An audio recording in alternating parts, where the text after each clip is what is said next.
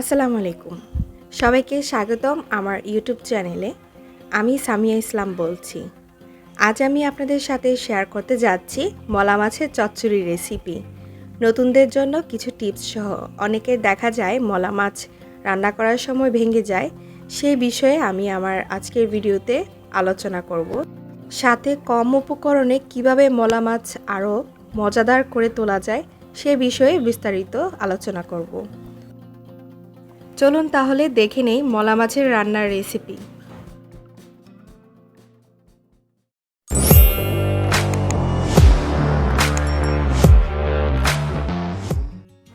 মলা মাছ রান্না করার জন্য প্রথমে এখানে আমি একটু মাঝারি সাইজের মলা মাছ নিয়ে নিয়েছি 400 গ্রাম।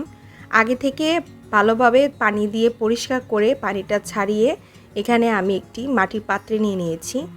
এর উপর আমি অল্প পরিমাণে হলুদের গুঁড়ো এবং অল্প পরিমাণে লবণ দিয়ে ভালোভাবে মিশিয়ে তারপর ভাজার জন্য নিয়ে নিচ্ছি। আপনারা চাইলে ভাজার পর্বটা বাদ দিয়ে সরাসরি রান্না করতে পারেন, তবে এখানে একটি টিপস হচ্ছে আপনি যখন মাছটাকে হালকা করে ভাজা দিয়ে রান্না করবেন তখন মাছটা ভাঙার সম্ভাবনা কম থাকে। এখন চুলায় একটি প্যান বসিয়ে এর মধ্যে 2 টেবিল চামচ রান্নার সয়াবিন তেল দিয়ে তেলটাকে একটু গরম করে এক এক করে সবগুলো মাছ আমি এখানে দিয়ে দিচ্ছি। আমি মাছগুলো অতিরিক্ত ভাজবো না, 1 মিনিটের মধ্যে আমি উল্টিয়ে পাল্টিয়ে ভেজে তারপর প্যান থেকে নামিয়ে নিব। প্রথম অবস্থায় মাছটাকে উল্টানোর সময় একটু সাবধানে উল্টিয়ে পাল্টিয়ে দিবেন, তাহলে ভাঙার সম্ভাবনাটা কম থাকে। চেষ্টা করবেন চুলার আঁচটা মিডিয়াম হিটে রেখে তারপর মাছগুলো ভেজে নেওয়ার, তাহলে মাছটা একদম পারফেক্টভাবে ভাজা হবে আর ভেঙেও যাবে না এবং অতিরিক্ত পুড়েও যাবে না। এখানে নিশ্চয়ই ভিডিওটি একটু লক্ষ্য করলে বুঝতে পারবেন আমি কতটুকু পরিমাণে মাছটাকে ভেজে নিয়েছি। আমি শুধু হালকাভাবে মাছটাকে ভেজে তারপর তুলে নিচ্ছি। এখন আমি একই প্যানের মধ্যে আরও 1/3 কাপ তেল দিয়ে দিয়েছি, দিয়ে আমি পেঁয়াজ কুচি দিয়ে দিব। পেঁয়াজ কুচি দিয়ে দিয়েছি এখানে মাঝারি সাইজের 4 থেকে 5টি। আমি চুলার আঁচটা মিডিয়াম হিটে রেখে সম্পূর্ণ রান্না শেষ করে নিব। পেঁয়াজগুলো প্রায় 1 মিনিটের মতো একটু নেড়ে ছেড়ে ভেজে নিয়ে এর মধ্যে দিয়ে দিচ্ছি আস্ত কাঁচা মরিচ মাঝে দিয়ে ফালি করে 4টি। আপনারা যদি কেউ ঝাল পছন্দ করেন তাহলে মরিচের পরিমাণটা বাড়িয়ে নিতে পারেন, আর এই পর্যায়ে মরিচটা দিলে ফ্লেভারটা ভালো আসে। মরিচগুলো দেওয়ার পর আরও কিছুক্ষণ নেড়ে ছেড়ে নিচ্ছি। নেড়ে ছেড়ে নেওয়ার পর এর মধ্যে আমি এখন বাটা মশলা অ্যাড করব। আমি এখানে আদা রসুন বাটা দিয়ে দিব 1 চা চামচ করে 2 চা চামচ, আদা 1 চামচ, রসুন বাটা 1 চামচ। মশলাগুলো দেওয়ার সময় চুলার আঁচটা আমি লতে রেখে সবগুলো মশলা দিব, তা না হলে মশলাগুলো পুড়ে যাওয়ার চান্স অনেক বেশি।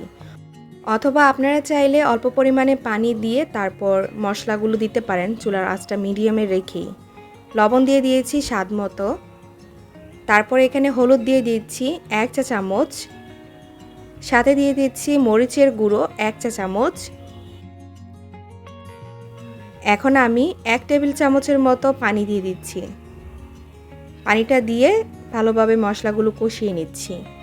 আমি এখানে অল্প অল্প করে পানিটা ব্যবহার করব। এখন আরও কিছুক্ষণ মশলাগুলো মিশিয়ে ভালোভাবে কষিয়ে নিচ্ছি।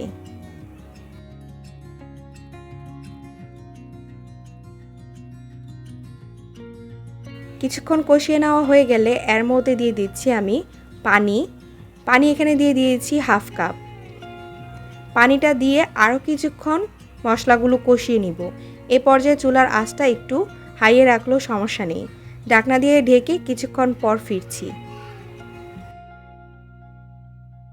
প্রায় এখানে 1-2 মিনিট পর আমি এখন আরও কিছুক্ষণ নেড়ে চেড়ে নিচ্ছি।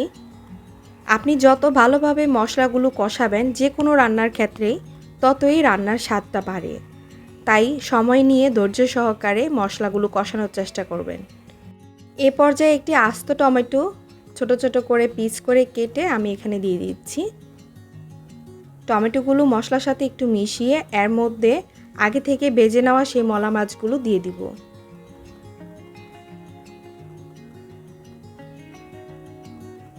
এখন আমি চুলার আঁচটা একটু মিডিয়ামে করে ঢাকনা দিয়ে 1 মিনিটের মতো রেখে দিব।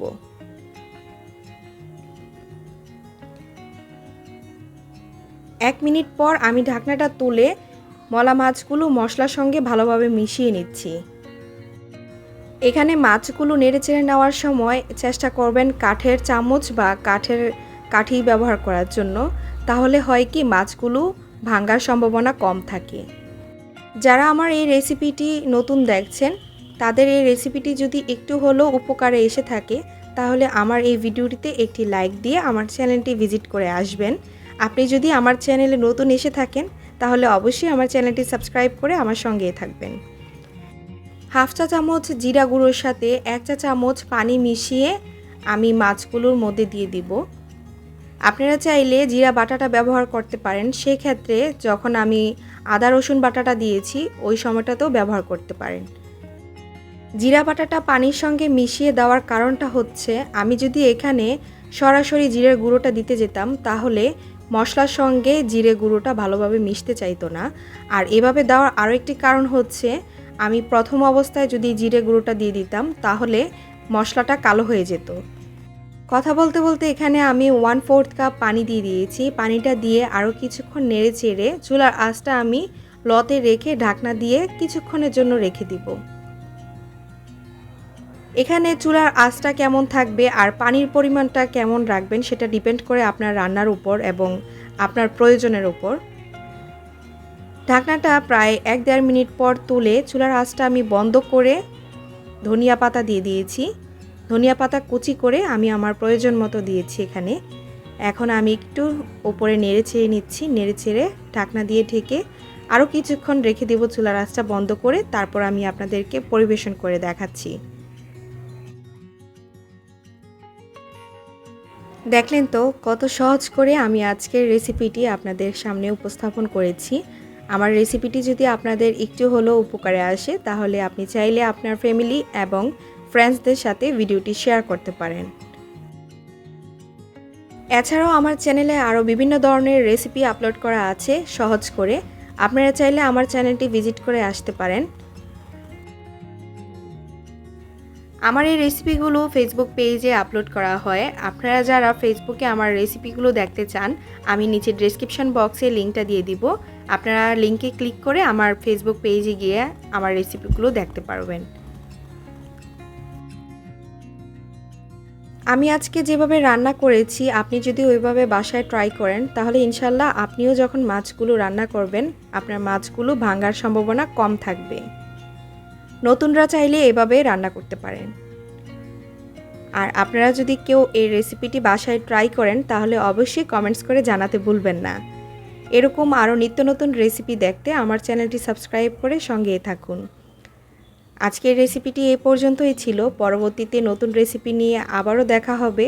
ওই পর্যন্ত সবাই আমার সঙ্গেই থাকুন। আজ এখানেই বিদায় নিচ্ছি। সবাইকে আল্লাহ হাফেজ।